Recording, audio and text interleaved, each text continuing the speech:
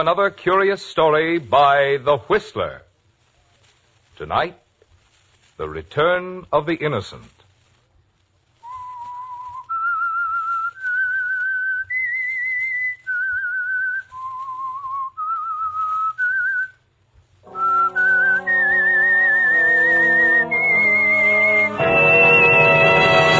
I am the Whistler, and I know many things, for I walk by night. I know many strange secrets hidden in the hearts of men and women who have stepped into the shadows. Yes, I know the nameless terrors of which they dare not speak.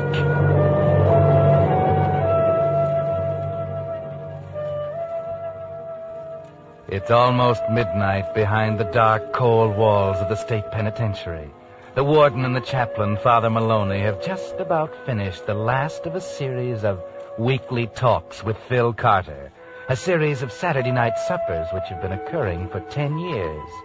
This is Phil Carter's last night as a prisoner, and he listens to the chaplain praise the many good things Phil has done for the men inside these walls.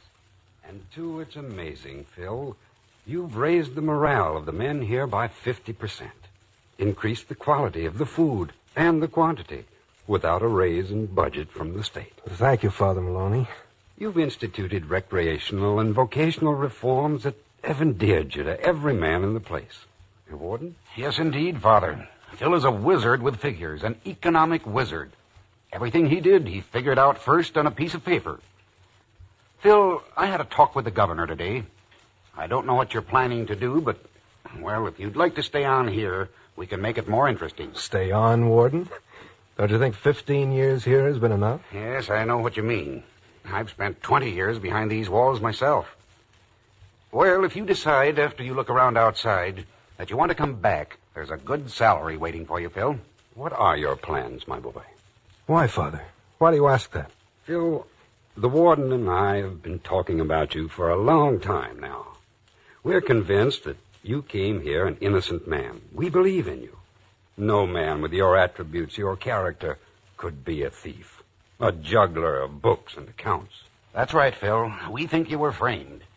But we're worried about your leaving. We feel, well, that you might get yourself into some real trouble and come back to us in a way we wouldn't like to see. And you're offering me this permanent job with the state because you think I've figured out who railroaded me and will seek revenge on that person. Well, now Well, I have figured it out.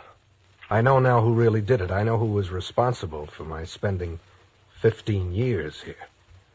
But, gentlemen, on my word of honor, I won't touch a hair of that person's head. When I get tired of roaming around, I may accept your offer as director of prison economy, but I doubt it. I've had enough of prison for one lifetime. Midnight, Phil. You're a free man. The car's waiting to take you to the station. Thanks. Good night, gentlemen. And please don't worry about me. All my intentions are of the best.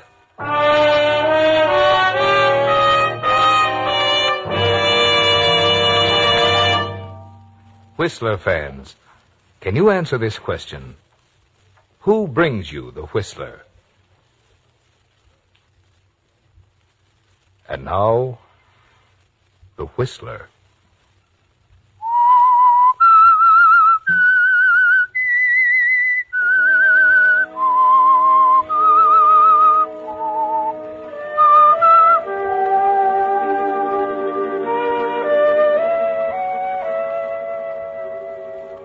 So you know now, Phil Carter, who the person is who caused you to spend 15 years in prison for something you did not do. It's Jeff Gilroy, isn't it? You and Jeff Gilroy were junior members of your brother Alan Carter's firm. You and Jeff Gilroy kept the books, but you were nominally the head bookkeeper. So the shortages and the juggling pointed to you, Phil, didn't they? Now Jeff is dominating the business and your brother as well. And soon Alan will be out on the street. Nothing can be proved against Jeff. There will be no evidence after 15 years. Jeff has undoubtedly seen to that. You might as well forget it. Just drop into the office and see your brother Alan. Gilroy and Carter. No, Mr. Gilroy is not in. Gilroy and Carter. No, Mr. Carter's not in at the moment. He'll be back in half an hour. Oh, pardon me, miss. Mr. Carter not in, nor Mr. Gilroy? No, Mr. Carter is out for a while, and Mr. Gilroy has gone to see his doctor. Oh, isn't Mr. Gilroy feeling well? No, Mr. Gilroy has had a number of attacks lately, and he's been visiting the doctor several times. Just who are you? Why, I'm Mr. Jones. I had an appointment with him. Well, he never returns to the office when he goes to the doctor's. I presume he's gone to Dr. What is his name, Dr.? Dr. Benton. Yes, Dr. Benton. He's in the... In the Hellman building. He's a specialist, I think. Specialist? Oh, of course. Dr. Benton, in the Hellman building. I'll try to catch him there. Well, if you care to see Mr. Alan Carter, he'll be back in a short while. No, thank you. If I miss Mr. Gilroy, I'll come back in the morning. Good day.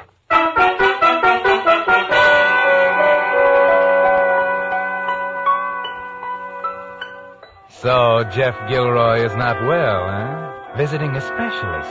And what kind of a specialist? The telephone directory lists Dr. Benton as a cardiologist.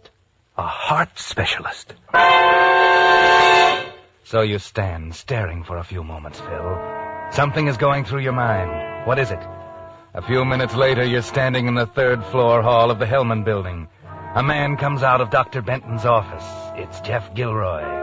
Yes, there he is, Phil, a man you hate. Jeff Gilroy, puffy and fat from too much high living. But you turn aside. He doesn't see you as he steps into the elevator and disappears. Then another minute or so, and you, Phil Carter, are standing in Dr. Benton's consultation room. Sit down, Mr. Gilroy. Gilroy? Well, that's strange. I mean the Gilroy? Well, I was told my brother Jeff had come here. I've just arrived in town, haven't seen him for 15 years or more. They said at his office that he was here. Yes, he left just a few minutes ago. Oh? Well, I'm quite disturbed about the sign on your door. Are you a heart specialist, doctor? I am? Well, there's never been anyone in our family afflicted with heart trouble. How serious is it? Well, Jeff Gilroy is in a bad condition. Myocarditis. Inflammation of the heart muscle. What can be done about it? He's a stubborn man. Doubt that anything can be done about it. His blood pressure is most alarming. He works too much and drinks too much. And if he doesn't get away from his office and take a rest very soon, he'll go out like a light. And he's overweight, too. You mean he's liable to drop dead? Yes. A few minutes ago, I was able to impress him sufficiently so that he promised to take it easier. Oh, thanks, Doctor. I'll see if there's something I can do about that. Good afternoon.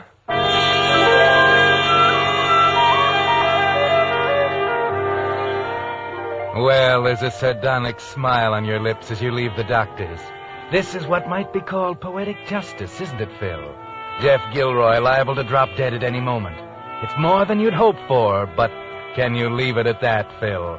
After all the hours of hating him, can you leave it at that? No.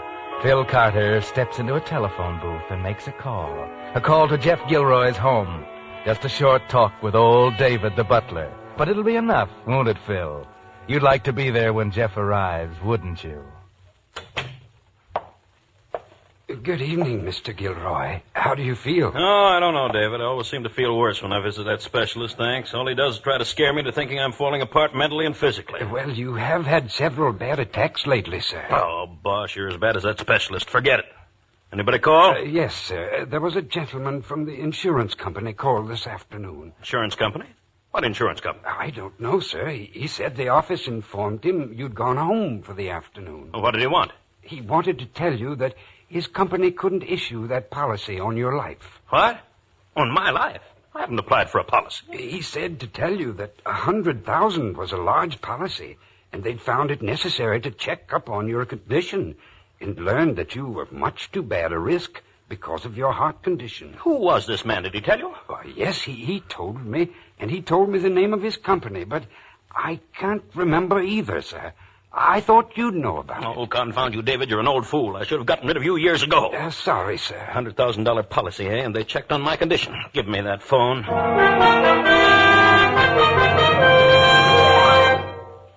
Hello? Dr. Benton speaking. Dr. Say, this is Jeffrey Gilroy. Just what do you mean by shooting your mouth off to other people about my so-called heart condition? What? Why, I don't understand, Mr. Gilroy. Have you told my partner, Alan Carter, about my condition? I have never met your partner. I've told no one except your brother this afternoon. My brother? I never had a brother. That man was an investigator from an insurance company. Oh, well, I'm sorry about that. But try to get yourself under control, Mr. Gilroy. I've warned you about the results of excitement. Yes, all right. Goodbye. Well, how do you like that? Now, who would want to take out a $100,000 policy on...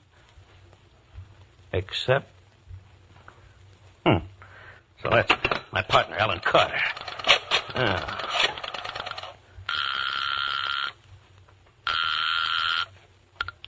Hello? Alan, you get over to my place immediately. What? Who is this? It's Jeff Gilroy, your partner. Get over here, now.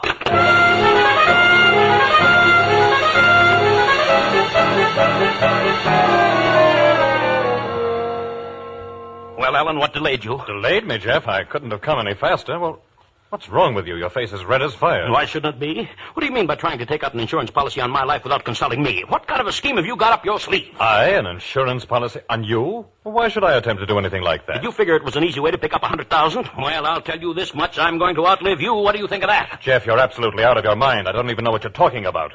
Now, take it easy. An insurance investigator went to that specialist I've been visiting. The man posed as my brother and got the dope from the doctor that I had heart trouble. Heart trouble? I didn't know that. No? Then the insurance agent called here and explained that they couldn't issue a policy on my life. Well, if I took it out or applied for a policy, why would they call you? Wouldn't they call me about that? Huh? Oh. Well, I never thought of that. I certainly didn't apply for a policy.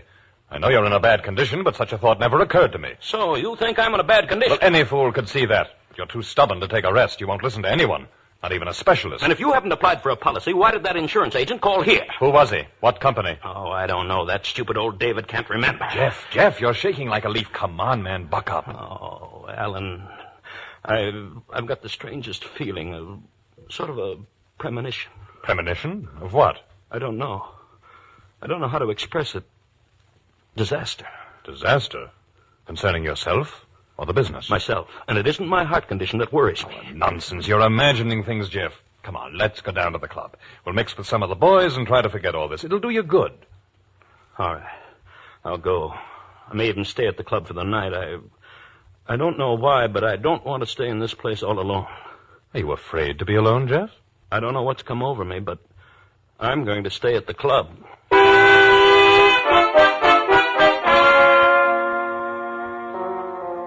Well, Phil Carter, it's too bad you couldn't have been listening in on that scene between your brother Alan and his partner, Jeff Gilroy. You'd have known just how well your plan was developing.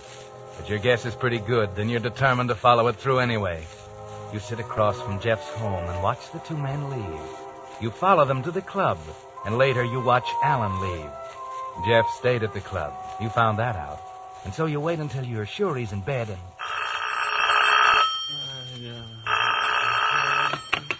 Hello? Hello? Hello, who is this? Hello? Hello, what? Who?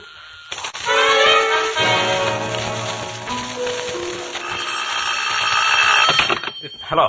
Hello, who is this? What do you mean by calling up in the middle of the night? What is all this? Stop it. Stop it. Hello? Hello? Stop it, do you hear? Stop it. I'm a sick man. You can't do this to me. Stop it. For God's sake, what are you doing? Who is this? Who?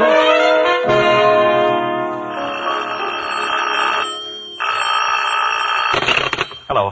Hello, who is this? Hello? Good morning, Jeff. It's Alan. What's the matter? Alan? Don't you feel well, Jeff? Alan, I haven't slept a wink all night. Somebody's been calling me, getting me up, and then just laughing until I'm nearly frantic. I don't know what's going on. Take it easy, old fellow. Someone's just playing a joke on you. A joke? Or maybe it's just a mistake. Anyway, maybe this is just what you need. What? I'm up at my mountain place. I got one of those terrific sinus attacks about midnight and drove up here during the night. High altitude always helps. Yeah? It's nice and quiet up here, Jeff. I've decided to stay a couple of weeks. It's just what you need. Come on up. But I don't feel like driving, Alan. I'd like to, but I know. But I called the Crosby Motor Livery, and there's a car waiting for you in front of the club now. Pile in as you are and come on up. You'll be here in a few hours. It's nice and quiet. Just what you need. All right, Alan. All right. I'll leave immediately. Goodbye.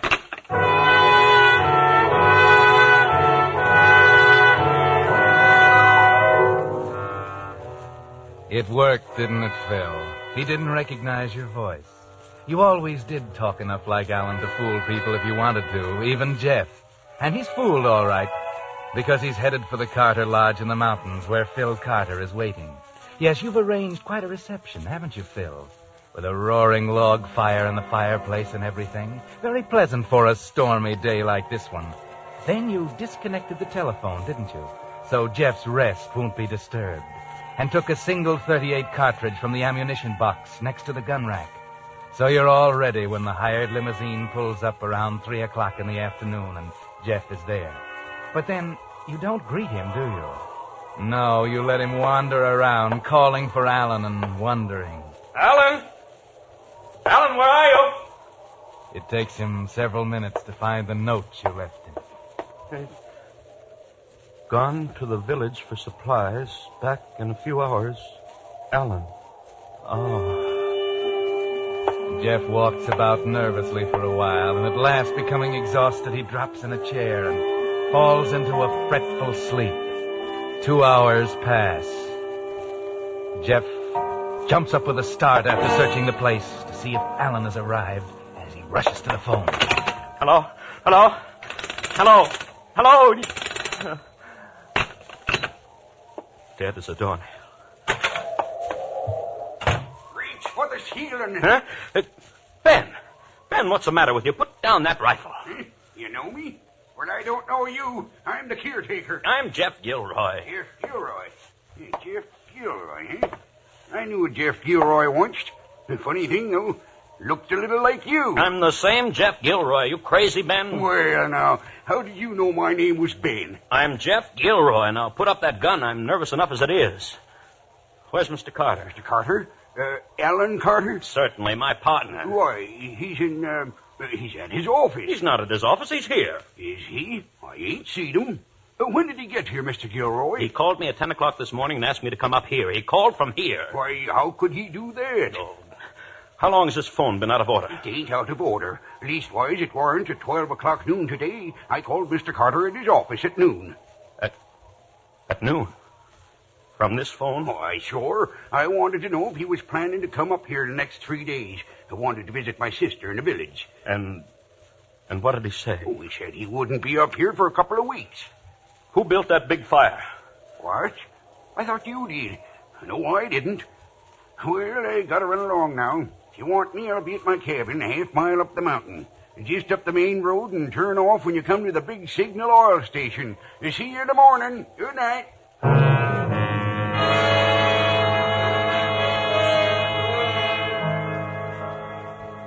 Phil watches Jeff Gilroy's nervous pacing about the room for a while. Then he reconnects the phone wire, slips to the upstairs phone, and calls his brother Alan in the city. Hello? Hello, Alan. Did you get that note suggesting you check over the financial affairs of your company instead of playing so much golf? Yes, I got it. But have you checked on those affairs yet? Yes, I have. Who is this? I'm the man you wouldn't believe. 15 years ago, I'm the man you prosecuted. I'm your brother, Phil. Phil?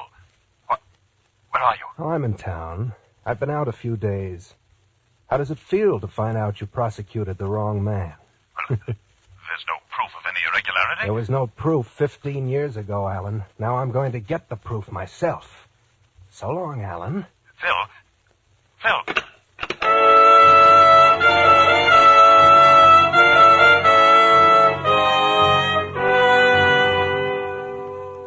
Phil Carter slips back to the head of the stairs and enjoys himself by watching Jeff Gilroy's increasing tension, his heavy, labored breathing.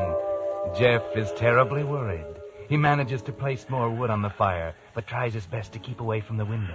About 8:30.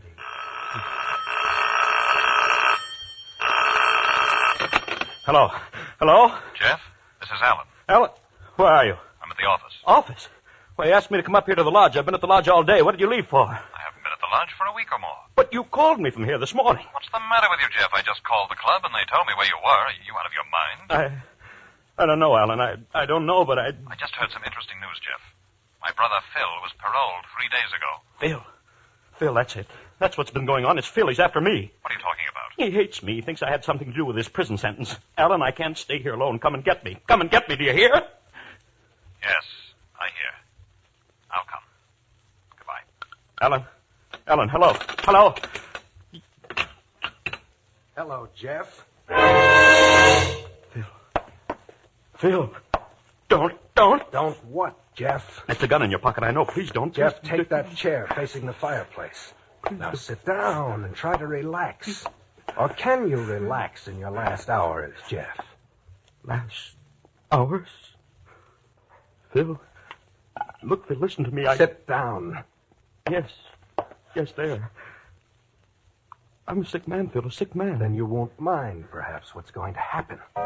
You're going to sit there, and I'm going to stand here in front of the fire, and you're going to tell me all about it. A confession is sometimes good for one's soul. Confession? What are you talking about? Don't play innocent, Jeff. Not after those 15 years I spent. It's too late to play innocent. Phil, honestly, I don't know what you're talking about. On the exact stroke of 12, I'm going to put a bullet through you, Jeff. No. And you know why. No, Phil, no, you can't. Go on, Jeff, talk. Talk. You Talk.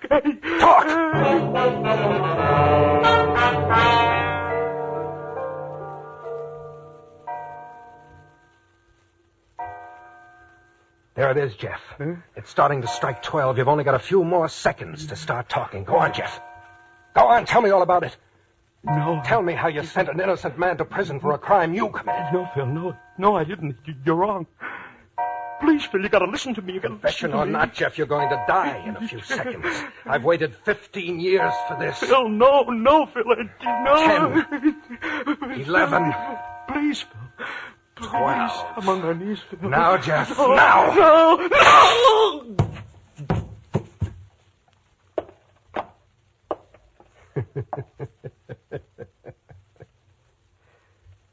Stone dead. And not a mark on you, Jeff. I didn't even touch you.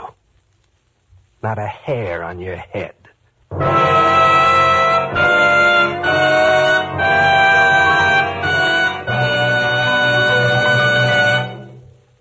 But that's not all to tonight's story. The Whistler will return in just a moment with the strange ending of tonight's tale. And now, back to the Whistler.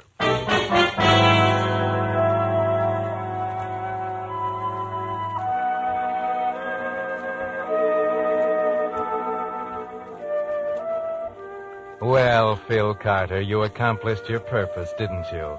You avenged your injustice and still kept your promise to the warden. Jeff Gilroy is dead, and you didn't touch a hair on his head. No, you only dropped that .38 cartridge into the fire where it exploded harmlessly. But it was enough. Too much for Jeff's heart. It wasn't exactly murder, was it? Except you did know his heart was weak. Another thing, Phil, didn't it surprise you a little, the fact that Jeff wouldn't confess? Didn't that make you stop and wonder a little? It should have. But then you found that out soon enough. It was just a few minutes after 12. You were just about to leave the lodge when your brother Alan arrived. You were in the hallway and he didn't see you, but he saw Jeff slumped over the chair in front of the fire.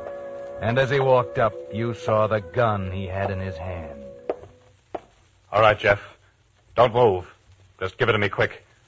What is this that you and Phil are trying to pull? Thought you were pretty smart, didn't you, getting me up here on a trick like this? Well, I came, but I'm ready for you. If you two think you can pin that embezzlement on me after all these years, and all the trouble I've taken to cover up, I'll kill you both before I'll admit anything.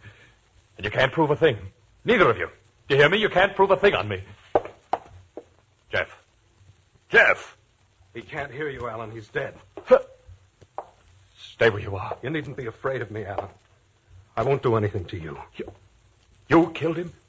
The coroner's jury will say he died of a heart attack. But you frightened him to death. Yes. For something he didn't do. Something you did.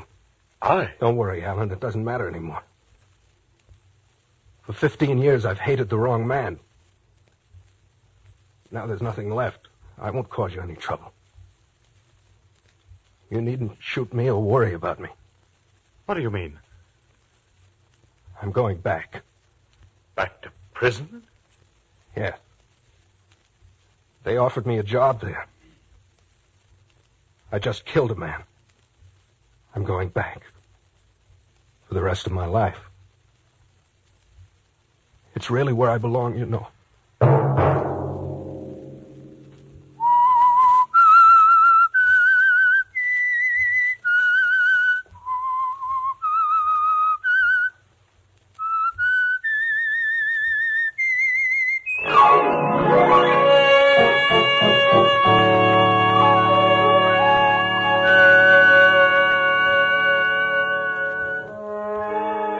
Next Monday at 9 o'clock, The Whistler will bring you another strange tale.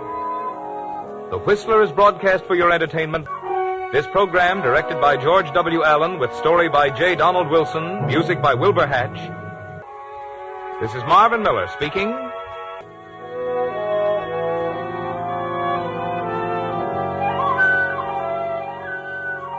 This is CBS, the Columbia Broadcasting System.